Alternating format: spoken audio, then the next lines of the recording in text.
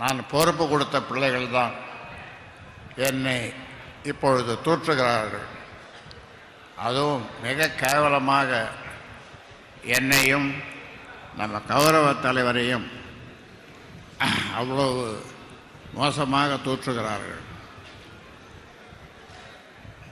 என்னுடைய நான் ஒரு நாள் தூக்கம் வர்றதில்லை, ஆனாலும் படுத்து தூங்கிட்டு இருந்தேன். அப்போ தூக்கம் வந்தது. இந்த கனவில் எங்கள் அம்மா என்னுடைய தாய் வந்தாங்க. தாய் வந்து ஏன்பா அழறன்னு கேட்டேன். என்னப்பா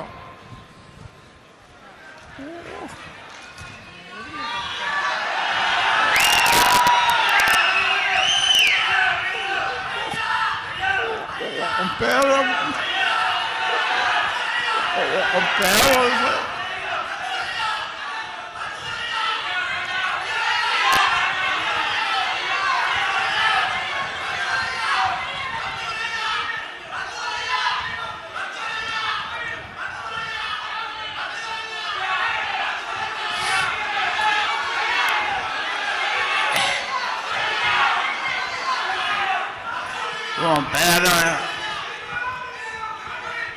ஒரு பையன் ஒரு பதிவு போடுறான், கழுத்தில் துணி போட்டு இறுக்கி கொள்ளணும்னு ஒரு பதிவு போடுறான்.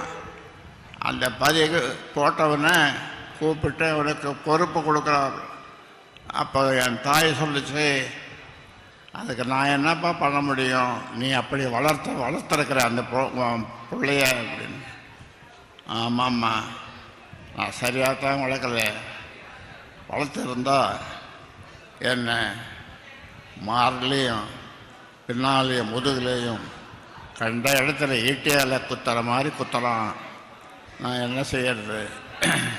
அவனுக்கு ஒரு தகப்பன் உலகத்தில் தன் பிள்ளைக்கு என்ன செய்வானோ அதை விட அதிகமாக நான் அவனுக்கு செய்திருக்கிறேன். என்ன குறை வைத்தேன்? அவர் ஒரு குறையும் வைக்கவில்லை. ஆனாலும்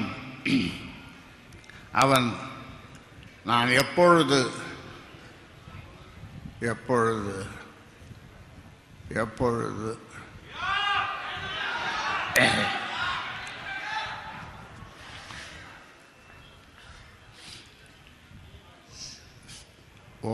ஒரு ஆண்டுக்கு முன்னாலே ஒரு பிள்ளை, அவனை பிள்ளை என்றால் சொல்லுவது, சென்னையிலே ஒரு குடும்பத்திலே சொத்து தகராறு. தகப்பனை 20-30 துண்டாக வெட்டி ஒரு சாக்கில் கட்டி கொண்டு போய் இந்த காவேரி பக்கம் என்ற ஊரில் போட்டுவிட்டு வந்ததை ஒரு நீங்கள்லாம் படித்திருப்பீர்கள். அதை விட அப்படி செய்திருந்தாலும் கூட நான் போய் சேர்ந்திருப்பேன். ஆனால் ஒவ்வொரு நாளும் இந்த சில்லறை பசங்களை வச்சுட்டு எல்லாம் நான் வளர்த்ததான், அதுவும் என் தப்பு தான், வச்சு என்ன அவமானப்படுத்தலாம். கொஞ்சம் நஞ்சம் அவமானப்படுத்தலை.